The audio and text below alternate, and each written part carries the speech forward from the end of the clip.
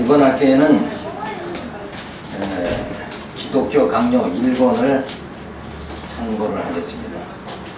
그래서 우리 대학부는 기독교 강요 1권, 그 다음에 연구원은 2권, 목회대학부는 3권, 이렇게 해서 풀로 강의를 하고, 다음 학기에는 이제 기독교 강요 2권을 하고, 이런 식으로 해서 우리가 기독교 강요를 우리가 살펴보면서 하나님 아는 지식에 더 깊이 들어갈 수 있도록 이렇게 되었으면 좋겠습니다.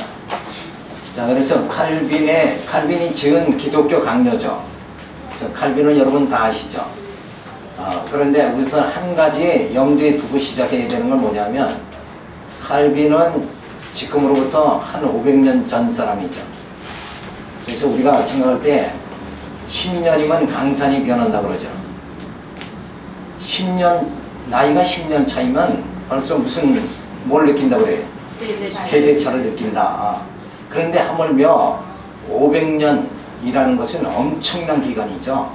이건 세대차를 50번을 느껴야 된다는 얘기라.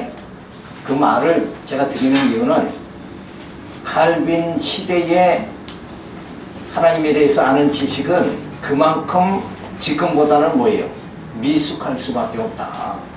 그러니까 지금 우리가 기독교 강요를 살펴보면서 제가 강의할 때에 칼빈은 이렇게 생각을 했지만 실상은 이런 것이다, 이렇게 하면 마치 그 칼빈을 제가 부정하는 것 같이 이렇게 들릴지 몰라요.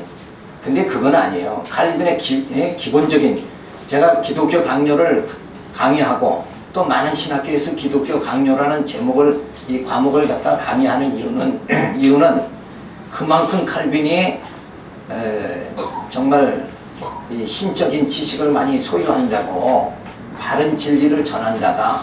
그래서 그 큰 틀은 변함이 없는데 부분적인 문제에서는 조금 이렇게 미처 여기까지밖에 생각 못했다고 하면 우리는 여기까지 생각을 해야 되지 않냐.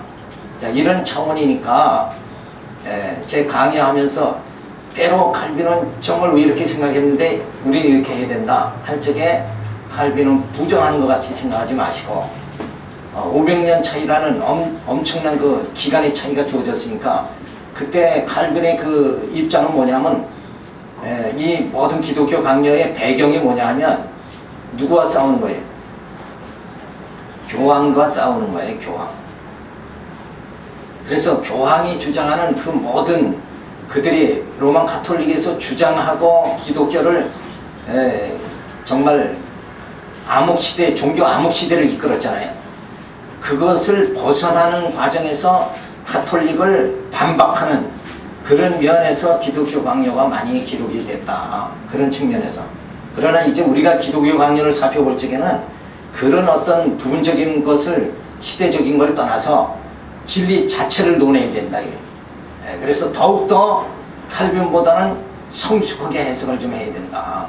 이런 그 염두에 그렇게 두시고 강의를 들으시기 바랍니다. 그래서 본론에 들어가서 이제 제1장, 칼빈은 이제 1장, 2장, 3장 이렇게 해서 18장까지 그 질문을 쫙 하면서 해설을 합니다. 그래서 첫 번째로 제1장에 들어가서 칼빈은 말하는 것은 하나님을 아는 지식과 우리들 자신을 아는 지식과의 관계를 말해줍니다. 자, 하나님을 바로 알아야 누구를 알게 돼? 나 자신이 얼마나 정말 허물 많은, 죄 많은 인생인가. 내 스스로는 구원에 이를 수가 없는데 그 하나님께서 긍휼과 사랑을 베풀어 주셔서 나로 하여금 뭐예요? 구원에 이르도록 그렇게 만들어 주신다. 그래서 그 하나님을 안다는 것은 곧 누구를 아는 거예요? 나 자신을 알고 나의 구원을 완성하게 되어진다. 이렇게 볼 수가 있는 거예요. 자, 그래서 이 신지식에 대해서 말해주는데 자기 자신을 알지 못하고서는 하나님을 알 수 없다. 내가 얼마만큼 죄인인가를 먼저 깨달아야 된다. 내 부족함을 깨달아야 그 하나님이 얼마나 내게 은혜를 베풀어 주셨는가 이거를 알게 된다. 근데 그렇지 못한 경우가 있죠. 그런 경우는 뭐예요? 자기가 잘난 줄 아는 거예요. 그죠? 내가 지금 뭔가 된 줄 아는다 이게. 그래서 자기가 한없이 높아져 있으면 그 하나님이 내게 뭘 해준 게 있느냐 이거예요. 이렇게 되면 뭐예요? 그 하나님의 사랑을 깨닫지 못하고 은혜를 깨닫지 못한다. 그러면 인간이 뭐 해결할 수 있다.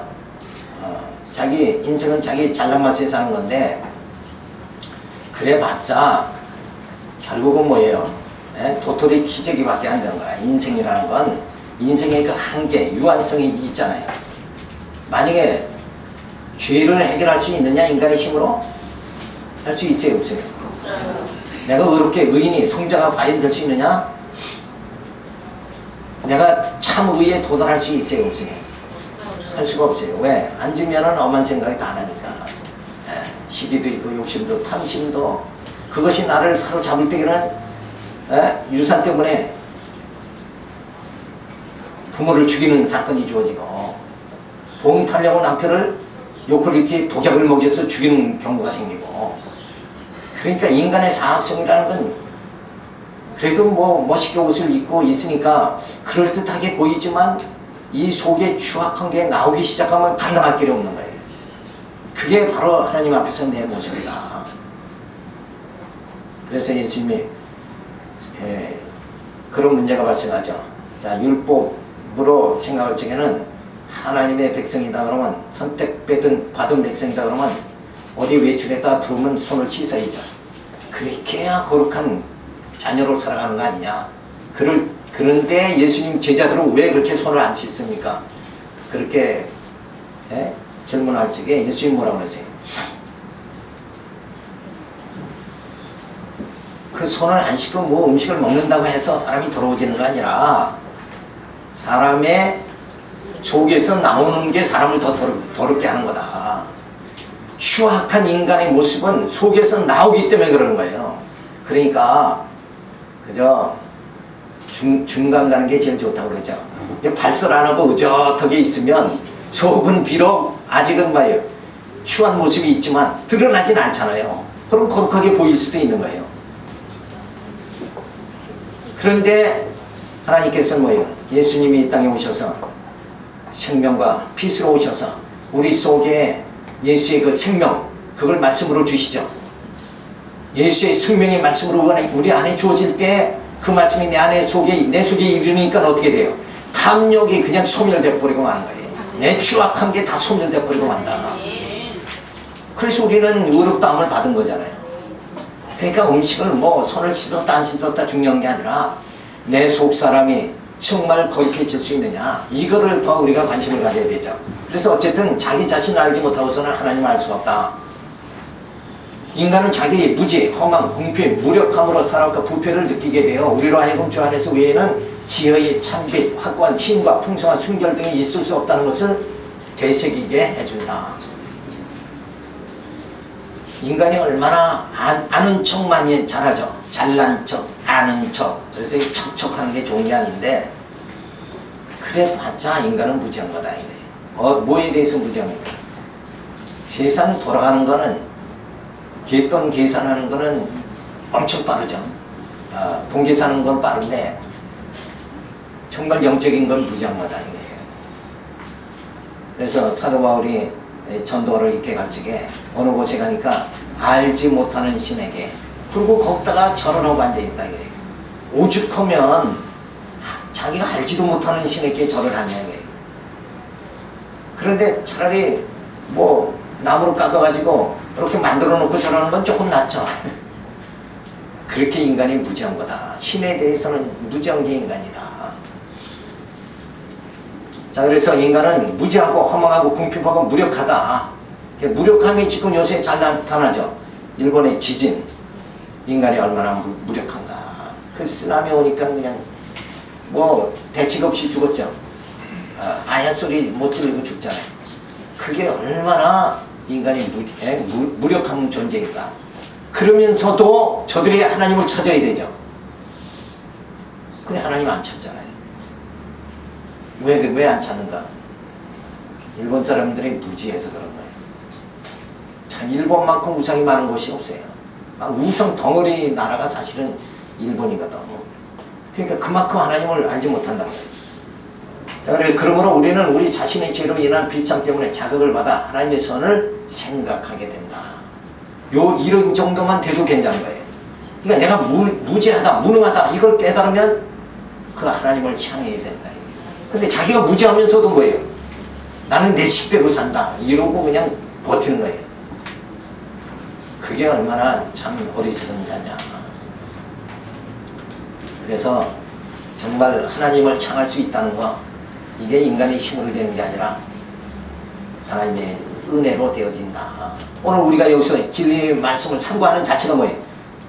내 힘으로 주어지는 게 아니라 내 지혜로 주어지는 게 아니라 하나님의 은혜다. 이렇게 생각할 때 우리는 감사를 드려야 되죠. 그래서 자기 자신을 알아야 된다. 두 번째는 하나님을 알지 못하고는 자기 자신을 알 수가 없다. 자, 위에서는 뭐예요? 내가 무능함을 깨달으면서 절대자를 의지하는 거예요. 이렇게 나가는 거고, 두 번째는 뭐예요? 하나님을 알미로 나를 알게 되는 거예요. 나를 보게 되는 거예요. 그러니까 진리를 깨달으면 깨달을수록 뭐예요? 내가 어떠한 정말 존재인가를 깨닫게 된다. 자, 저거 위 1번은 뭐예요? 밑으로서부터, 또 2번은 위에서부터 밑으로 하는 거예요. 자, 그래서 하나님을 알지 못하고서는 자기 자신을 알 수 없다. 인간은 먼저 자기 생각을 돌려 자기가 힘입어 살며 기동하고 있는 바 하나님을 생각하지 않고는 아무도 자신을 살펴볼 수가 없다는 것이다. 그러니까 우리가 그로 말미암고 그에게서 나오고, 그건 무슨 말이에요? 하나님께서 창조하시고 또 그로 말미암고 우리가 이 땅에서 살아간다는 것은 뭐예요? 하나님이 섭리해 주셔야 돼요. 또 우리는 그에게로 돌아가죠. 그러니까 마지막은 인생은 흙으로 돌아가는 것이 아니라 우리 하나님이 택한 백성 뭐예요? 하나님께로 돌아간다. 자, 이걸 깨달아야 되는데 이걸 깨닫지 못하는 거야. 그래서 인생은 어디로 왔다 어디로 가는가, 고뇌를 하면서 철학자같이 이렇게 자세를 취하지만 그거는 개통철학이죠. 결국 인간 스스로는 해결할 수 없는 거예요. 자, 이 하나님을 알게 하시기 위해서 하나님은 우리에게 뭐예요? 당신 자신을 보여주셨다. 계시. 그 계시를 일반 계시하고 특별 계시가 있죠. 특별 계시가 바로 성경이다. 그 성경을 통해서 하나님의 어떤 분이신가 깨닫게 되어지는 거죠. 그래서 구약의 예언서, 에레미야, 이사야, 에레미야 이런 모든 선지서를 통해서 하나님은 때리시지만 감싸주시는 분이다. 하나님은 흩어버려요. 우리 그 역사에서 보면 이스라엘 백성들이 하나님 의지하지 않고 불순종하죠. 그러니까 저들을 다 북쪽 이스라엘은 어디로 보내요? 아수르에게 주전 721년에 보내버리고 포로가 되게 하고, 남쪽 유다는 586년에 바벨론의 포로가 되게 잡혀가게 만들어버리는 거예요. 그러니까 그렇게 하나님은 뭐예요? 불순종한 백성을 다 흩어버렸다. 그렇지만은 고레스 왕을 통해 가지고 일거에 다시 돌아오게 만들자. 그러니까 흩으셨다가 뭐예요? 다시 모아주시는 분이다. 그래서 우리가 하나님 앞에 그저 쓸데없는 생각하고 자기 잘난 맛에 살면 탕자와 같이 한 바퀴 돌게 만든다가 다시 하나님은 아주 버리시는 게 아니라 택한 자는 뭐예요? 반드시 불러주신다. 그게 칼빈 오대교리에서 뭐예요? 마지막에 성도의 견인이다. 하나님은 택한 자를 반드시 끝내는 뭐예요? 구원해 주신다. 힘이 모자라서 내버려 두시지 않고, 지혜가 부족해서 내버려 두시지 않고, 끝내는 뭐예요? 지혜가 충만하신 하나님께서, 그 사랑이 풍성하신 하나님께서 택한 자만큼은 반드시 구원해 주신다. 그게 믿어져야 이 험난한 세상 살면서 언제 지진 날까, 쓰나미 닥칠까 이런 고통 속에서 심령의 편안함을 갖게 되어지는 거예요. 그러니까 하나님을 보니까 뭐예요? 심령의 편안함이 주어지는 거예요. 하나님 생각하지 못하면 늘 불안과 초조 속에 살아갈 수밖에 없다. 자, 그래서 하나님을 안다는 것이 그만큼 중요한 거예요. 세 번째는 하나님의 존엄과 인간의 현실과의 비교입니다. 인간은 자신을 하나님의 위엄과 비교해 보기 전에는 결코 자신의 비천함을 깨닫거나 충분히 인식할 수 없다는 것을 우리는 추론할 수 있다. 그러니까 이것과 이것을 비교하면 아 이게 더 귀한 물건이다 이게 알 수 있잖아요. 자, 질그릇 속에 보화라고 그랬죠. 질그릇은 보잘것없는 것 같지만 그 안에 뭐가 있어서 보화 대신 예수님이 우리 속에 있으니까 우리가 귀한 사람이다. 그래서 서로 사랑하고 그래서 서로 존경하는 거예요. 여러분 마음 심령 속에 예수님이 없고 제 속에 예수님이 없다 그러면 그럼 우리가 존경을 할 이유가 뭐가 있느냐 이거예요. 그렇죠? 그러면 냄새만 나고 추한 모습만 난다. 그런데 우리 모두가 귀한 건 뭐예요? 우리 육신은 질그릇 같지만 우리 속에 뭐예요? 예수님, 보화 대신 예수님이 계시니까 그 생명이 예수의 생명이 우리 안에 역사하니까 뭐예요? 저분도 귀하고 이분도 귀하고 저도 귀하다고 해야죠. 자, 그래서 이 하나님의 존엄하심과 인간의 현실 이걸 비교해봐야 바로 깨닫게 된다. 그래서 사람은 자기 현실을 직시해야 된다 이런 말이 있죠. 그래서 인간의 자신을 하나님의 유형과 비교해보기 전에 결코 자신의 비천함을 깨닫거나 충분히 인식할 수 없다는 것을 우리는 추론할 수 있다. 아브라함은 하나님의 영광을 보기 위하여 가까이 가면 갈수록 점점 더 자신이 티끌과 채에 지나지 않는다는 것을 인식했으며 엘리야도 얼굴을 겉옷으로 가려우지 않고는 견딜 수 없었다. 자, 모세가 시내산에서 십계명을 받자 하나님으로부터 그리고 산 밑으로 내려오니까 그 백성들이 모세의 얼굴을 대면할 수가 없었다. 왜? 모세가 하나님과 대면했을 때 그 하나님의 영광이 모세의 얼굴에 남아 있었죠. 그 얼굴을 가지고 모세가 산 위로 내려오니까 백성들이 그만 보질 못한 거예요. 그래서 수건을 가렸다. 근데 이제는 뭐예요? 수건을 벗어버릴 수가 있어요. 이제는 누가 오셨어요?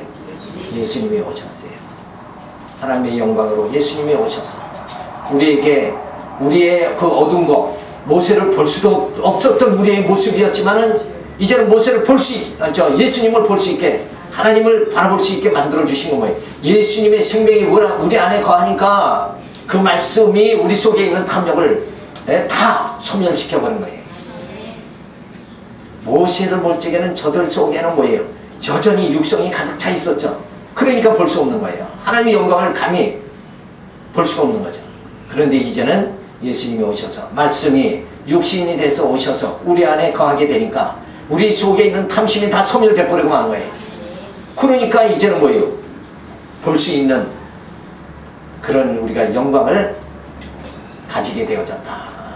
그래서 정말 율법 시대와는 뭐예요? 복음 시대와는 엄청난 차이가 주어진다. 이거를 우리가 알 수가 있죠. 이제는 하나님 앞에 직구할 수 있는 우리에게는 그런 하나님의 은혜가 주어졌다. 그래서 구약에는 늘 누구를 통해서 해야 돼요? 제사장을 통했어야죠. 그죠? 근데 지금은 뭐예요? 영원한 제사장 대신 그 주님이 오셔서 영원한 제물이 되셨죠. 당신 스스로 제물이 되셔서 단번에 영원히 죽으심을 통해서 우리의 모든 죄를 단번에 다 사해 주셨어요. 그래서 우리는 빛 가운데 거하게 됐으니까 이제는 뭐예요? 정말 하나님의 영광을 바라볼 수 있게 되어졌다. 그래서 이렇게 하나님을 안다는 것이 얼마나 중요한가, 이거를 우리가 인식을 해야 돼요. 내가 왜 불안한가? 내가 왜 초조한가? 누굴 몰라서? 전능하신 하나님을 내가 그만큼 모르기 때문에 불안해하는 거예요. 그 하나님을, 전능하신 하나님을 아는 것만큼 내게는 심령의 평강이 주어져요.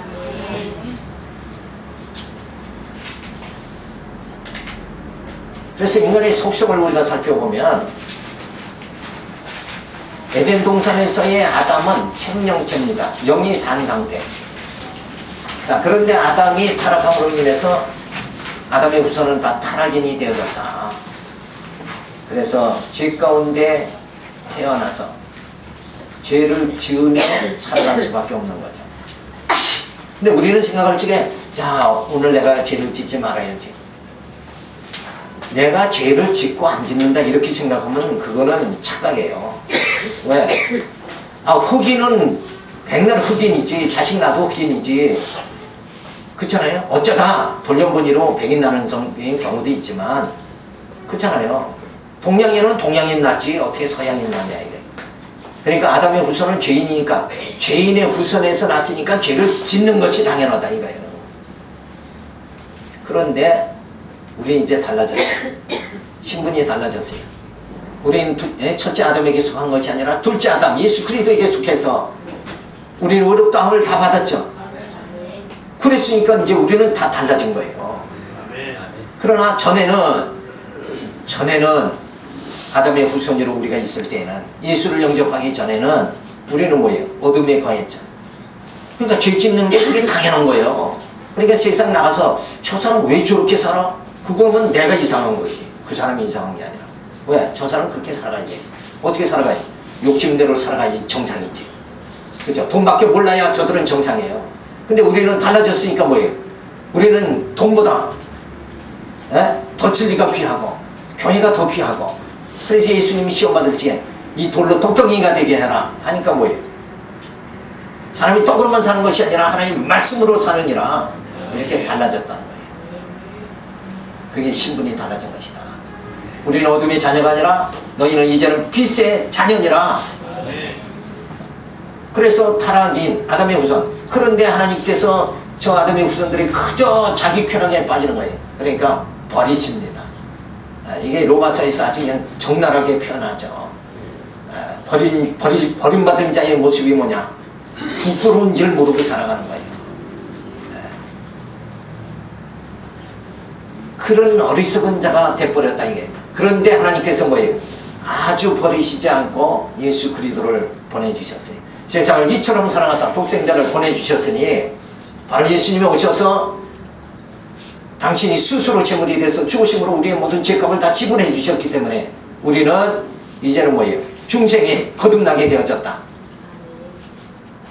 그래서 우리는 언약의 씨로 오신 예수를 통해서 언약의 자녀가 다 되어졌다. 그래서 우리가 이 땅에 때로 실수하지만 뭐예요?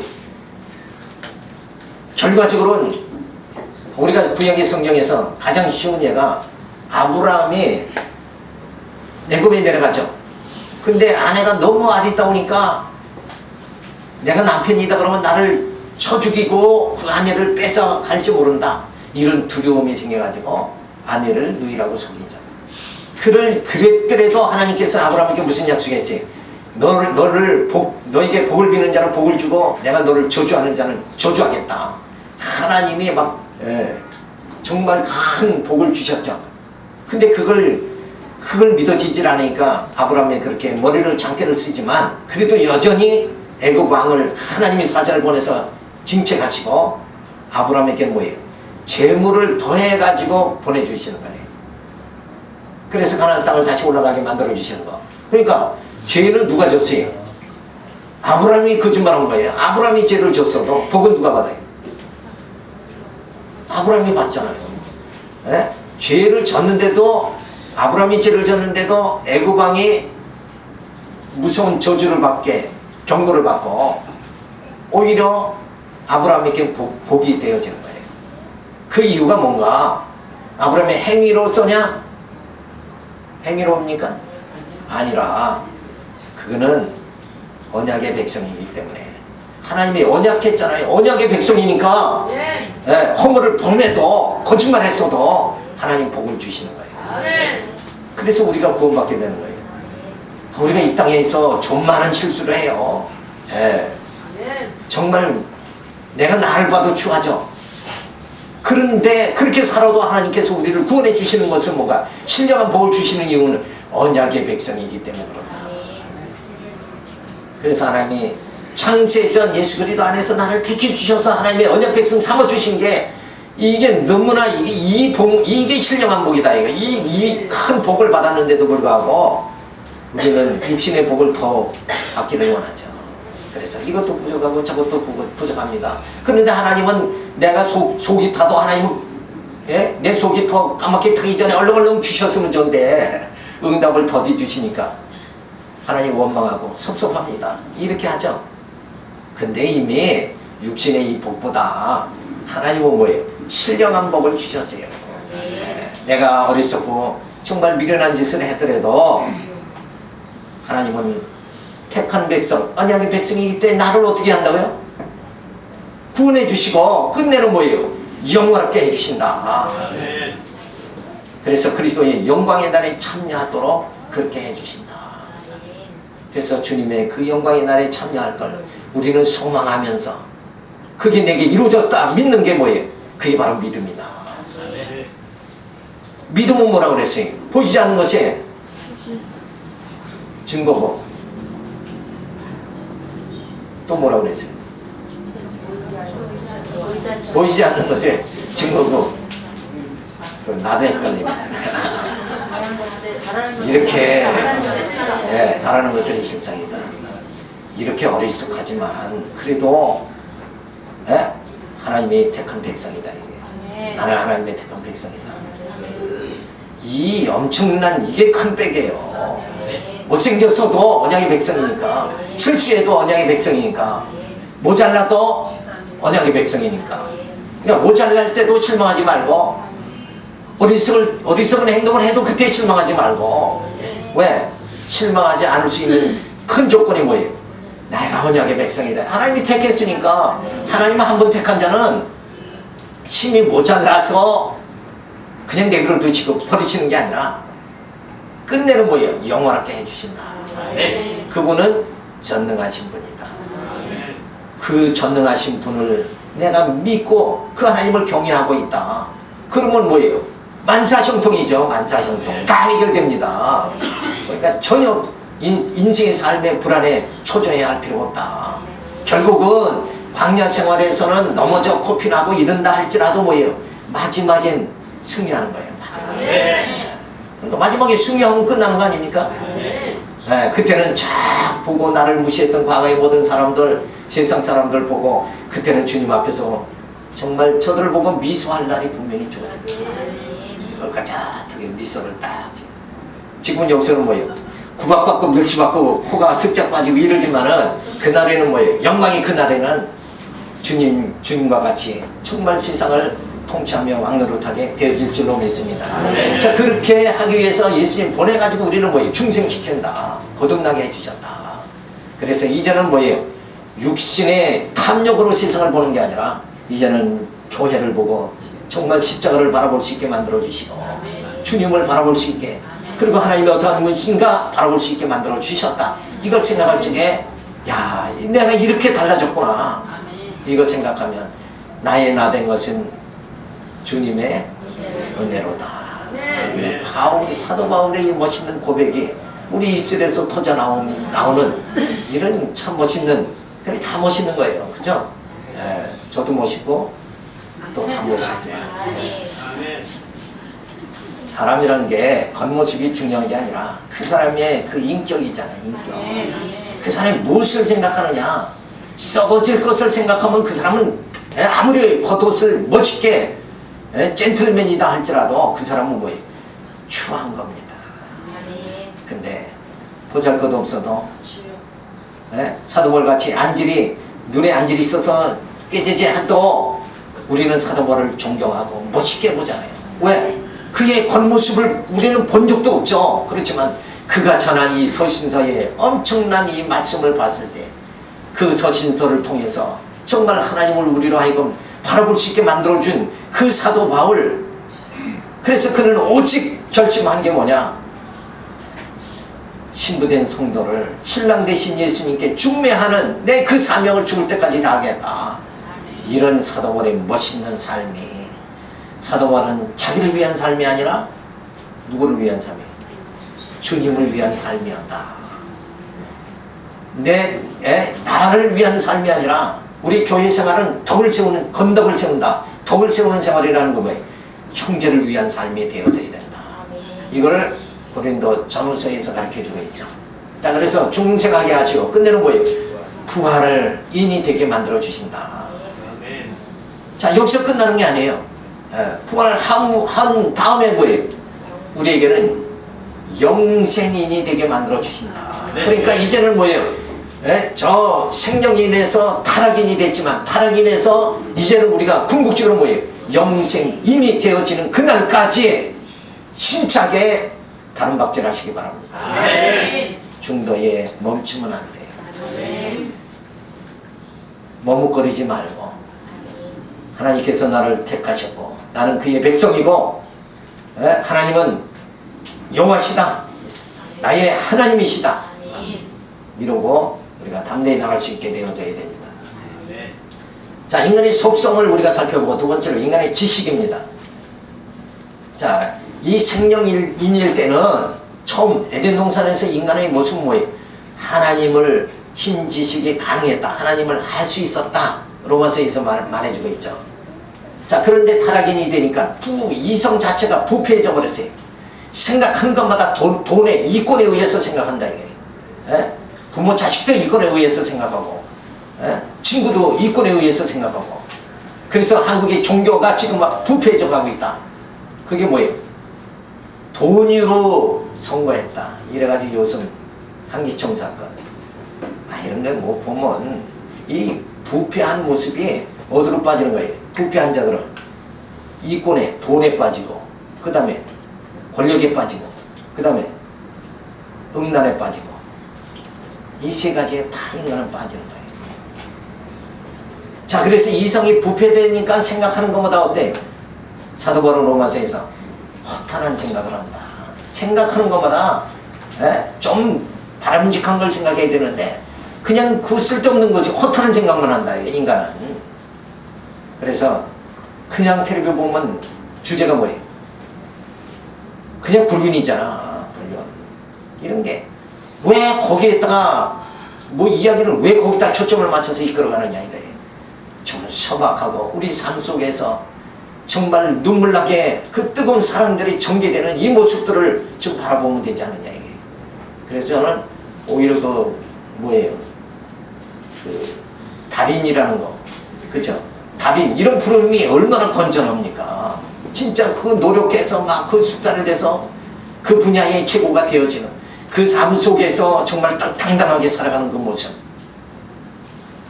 자, 우리는 뭐예요? 우리는 뭐 기술 없죠? 우리는 말씀 깨달아서 복음 전하는데 달인이 돼야 돼요. 아멘. 이 생명을, 예수의 생명을 전하는데 달인이 돼야 된다. 아멘. 이 각오하셨죠? 아멘. 그러니까 여기 선지동산에 오셨잖아요. 자, 그래서 부패한 이성은 결국은 뭐예요? 자꾸 불순종에 빠지니까 마비된 이성이 되는 거예요. 어떻게 저럴 수가 있느냐 이거예요. 성직자의 모습이 왜 저런 모습이 되느냐? 그 마비돼서. 뭐가 씌워져서? 욕심이 씌워져서 그런다. 욕심만 걷어지면 정말 멋있는 사람이 되는데, 그죠? 이것만 아니라면 정말 너와 나와 친구할 수 있는데 그 이권 때문에 결국은 친구도 갈라지고 다 갈라지잖아요. 그게 뭐예요? 마비된 인성이다. 우리 심령이 마비되면 안 됩니다. 그런데 하나님께서 우리를 사랑하사 이제 우리는 뭐예요? 그 타락한 마비된 이성에서 이제는 우리 이성이 뭐예요? 전부 밝게 만들어 주셨다. 그래서 중생한 이성이 됩니다. 다시 살아났습니다. 마비된 게 아니라 이제는 감각이 살아났어요. 영적 감각이 살아났다. 그래서 진리를 깨닫게 하고 말씀을 듣게 하는 것도 이 벌써 감각이 살아난 거예요. 근데 세상 사람 여기다 불러다 놓으면 머리가 지근지근 아프다 그러고 그냥 5분도 안 돼서 도망간다고. 이건 내 적성, 내 스타일이 안 맞는다 그러고 그냥 가버리죠. 그래서 예수 믿는 것도 아무나 믿는 게 아니에요. 정말 하나님의 택한 자, 정한 자는, 믿기로 작정된 자는 성경에 보니까 어떻게 한다고 그랬어요? 다 믿더라. 일부 믿고 일부 안 믿는 게 아니라 다 믿는 거예요. 그래서 하나님은 언약의 백성은 하나도 빠지지 않고 다 구원하신다. 그 가운데 누가? 내가 포함되어 있다. 여기에 감격이 주어지는 거죠. 나는 그래서 이 땅에서 좀 뭐 주머니에 용돈이 좀 부실하다고 해서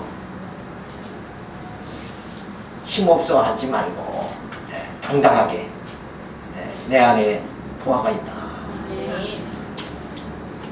그래서 변화된 이성이 됩니다. 부활의 몸에는 다 변화되는 거죠. 신령한 몸으로 변화되는 거예요.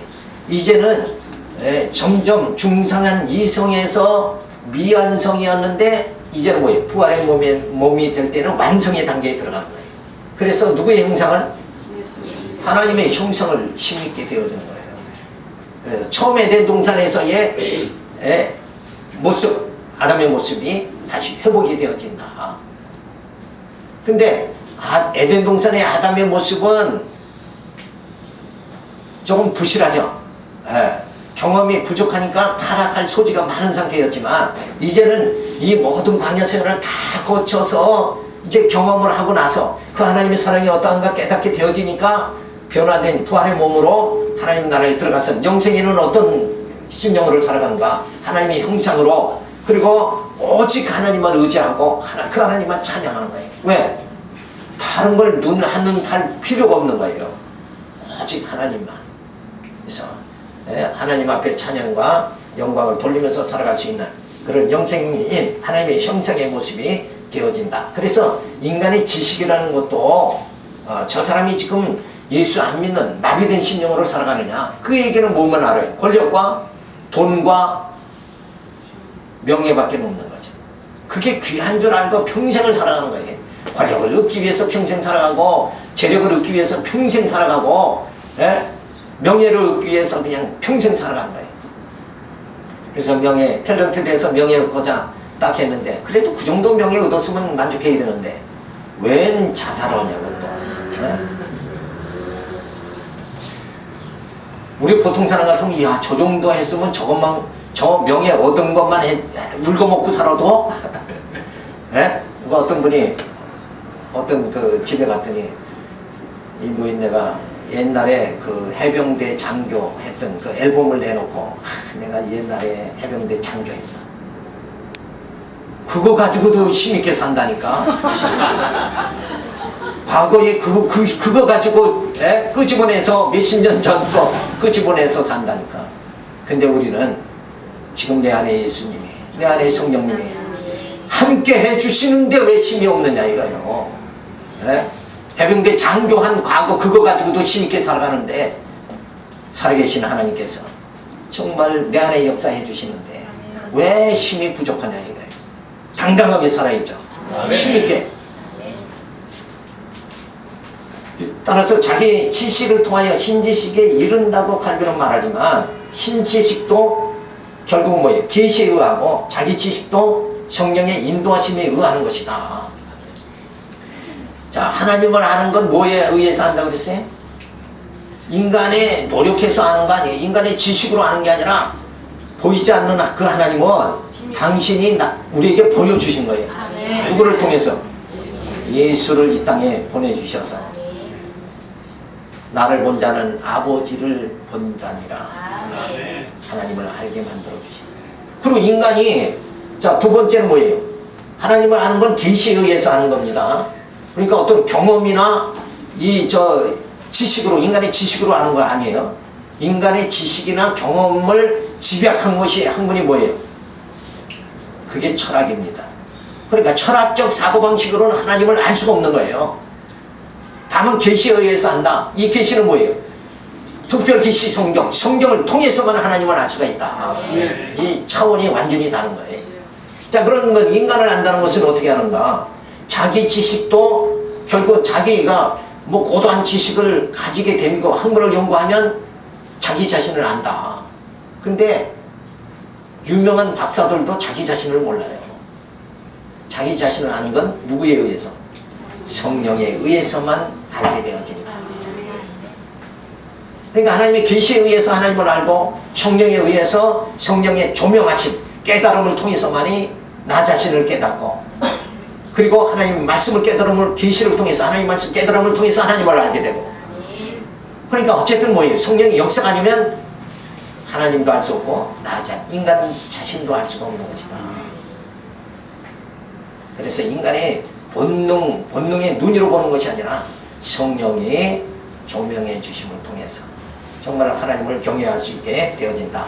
그래서 하나님을 아는 것과 인간 스스로를 나를 아는 것, 자기를 아는 것. 그래서 인간의 속성과 인간의 지식의 그 변천을 통해서 우리는 나 자신의 모습을 알아야 돼. 내가 예수를 믿고 중생한 이성으로 살아가면서도 아직도 돈밖에 모른다 그러면 지금 어디에 속한 거예요? 마비된 이성이고, 그리고 그는 바로 뭐예요? 유기인의 모습이다. 이렇게 자기 점검을 할 줄 알아야 된다. 돈밖에 모르면서도, 자기 명예밖에 모르면서도 교회 생활하면서 자기를 우쭐하게 이렇게 생각하면서도 생활하면서도 나는 그래도 뭐 된 줄을 안다는 건 아주 어리석은 것이다. 이게. 그러니까 하나님을 바로 깨닫고 나를 깨닫는다는 것, 이게 얼마나 귀한 것인가. 그걸 우리가 분명히 알 수가 있습니다. 그래서 하나님께서 능력과 신성을 가지신 그 하나님께서 만사 만물을 보고 알게 해주시죠. 그래서 하나님이 없다고 핑계치 못하게 그렇게 만들어 주십니다. 그래서 아담에게는 신지식이 미숙한 상태였다. 근데 이제 우리는 하나님을 아는 게 성숙해졌죠. 왜 성숙해졌는가? 예수 안에서 주님과 한 몸이 되어졌으니까. 머리가 주님이 되시고 교회 머리가 주님이 되시고 우리가 지체가 됐어요. 그래서 주님과 한 몸이 돼서 바로 아들은 아버지를 분명히 알 수 있죠. 아들 대신, 독생자 아들 대신 그 예수님이 바로 하나님 아버지를 바로 알게 되는 거예요. 근데 우리는 뭐예요? 예수님과 지체가 돼서 주님과 한 몸이 돼서 예수님을 받아들여 우리는 하나님의 자녀가 됐으니까 당연히 하나님을 알게 되어졌다. 그렇게 해주시는 이가 우리의 연약함을 도와주시는 이가 바로 성령이다. 그래서 하나님의 신이 내게 임했으니까 이제는 알고 깨닫고 하나님을 경외하는 삶을 살아가게 그렇게 만들어 주셨습니다. 그래서 예수님은 성육신 하시죠. 그리고 성령이 오셔서 이제 하나님의 능력과 신성을 알게 해주셨다. 그래서 그 하나님의 능력과 신성을 점점 알아가게 신지식이 점점 가득 채워지시고 고상하게 되어지는 거예요. 그래서 세상 생각은 점점 멀어지고 하나님 아는 지식이 내 안에 꽉 차서 내가 정말 영원한 그 소망 속에 살아가게 되어지니까 내 삶의 모습은 돈과 권력과 명예를 추구하는 삶이 아니라 이제는 뭐예요? 하나님을 향해서 줄다름치는 삶의 생활, 그 고상한 지식에 의해서 하나님 아는 지식에 의해서 살아가는 하나님의 능력과 신성을 알면서 살아갈 수 있는 그런 내 모습이 되어지는 것, 그것이 바로 내 모습이 뭐예요? 하나님의 형상을 점점 닮아가게 되어진다. 그래서 이제는 우리가 땅에 속한 자가 아니요 하늘에 속한 자다. 그래서 하늘에 속한 자니까 빛 가운데 거한 자는 빛된 생활을 해야죠. 빛에 속했는데 어둠에 속한 자 같은 생활이 자꾸 나타난다 그러면 이거 문제가 많은 거 아니에요. 그러니까 너희가 빛의 자녀니까 너희들은 어둠의 자녀같이 행하지 말라. 그래서 하나님을 아는 이 지식이 얼마나 고상한 것인가. 그래서 하나님을 알고 나를 바로 깨달으면 근심 걱정이 싹 사라집니다. 하나님을 전능하신 하나님을 내가 아는 것만큼 내 약함과 연약함과 내 불안함이 다 없어져 버린다. 그러니까 내가 왜 불안한가? 내가 왜 초조한가? 전능하신 하나님을 그만큼 모르기 때문에 그렇다. 그래서 그 하나님의 능력과 그 하나님의 신성, 그 신성이 나를 하나님의 자녀 삼아 주셨고, 언제? 엊그저께? 창세 전 예수 그리스도 안에서 나를 하나님 자녀 삼아주시고, 그때 삼아주시고 생명의 씨앗을 이 땅에 뿌려주시고 자라게 하시고 열매 맺게 해주시면서 하나님의 자녀로 만들어 가시는 하나님의 역사. 그래서 하나님은 재창조의 역사를 전개하신다. 창조하시는 분이 하나님이시다. 창조주 하나님, 그 하나님께서 나를, 어리석은 나를 하나님의 자녀 만들어 가시는 거예요.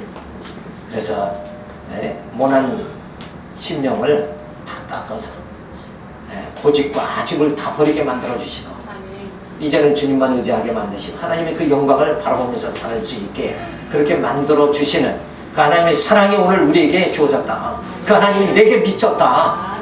내게 이르렀다. 이런 걸 생각할 적에 야, 나는 정말 행복한 사람이다. 얼마나 행복해. 이렇게 기쁨을 우리가 가지고 그래서 예수 믿는 일은 늘 즐겁고 기쁜 거예요.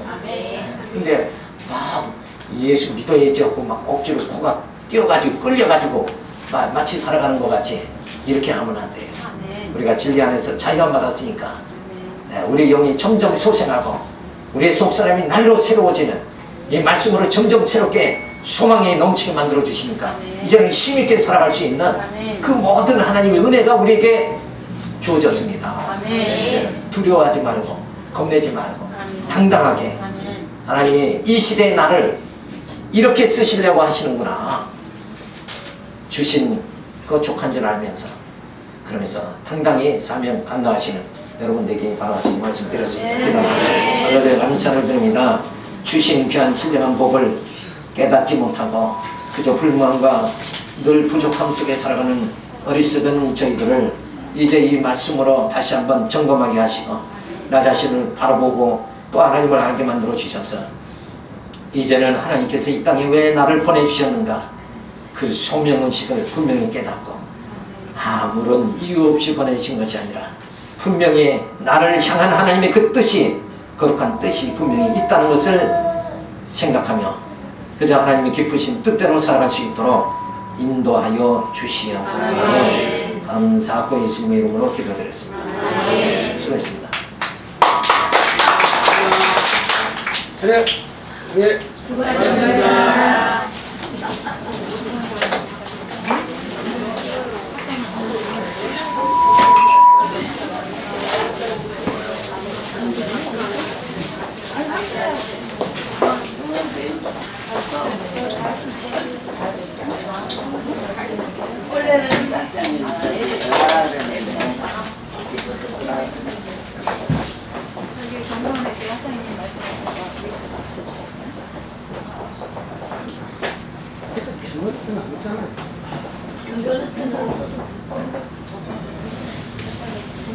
똑같이 안 해도 하이드 생각하기라는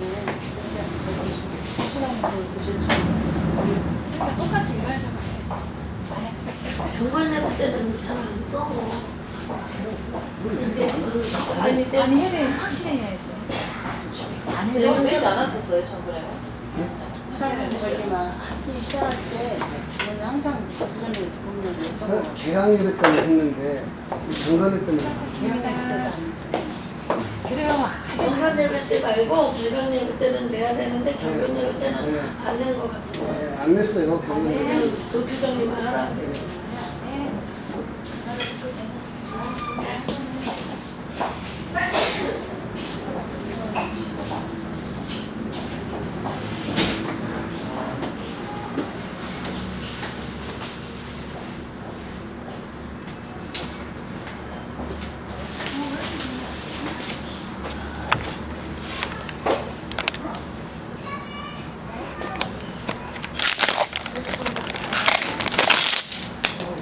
왜 끝입니까?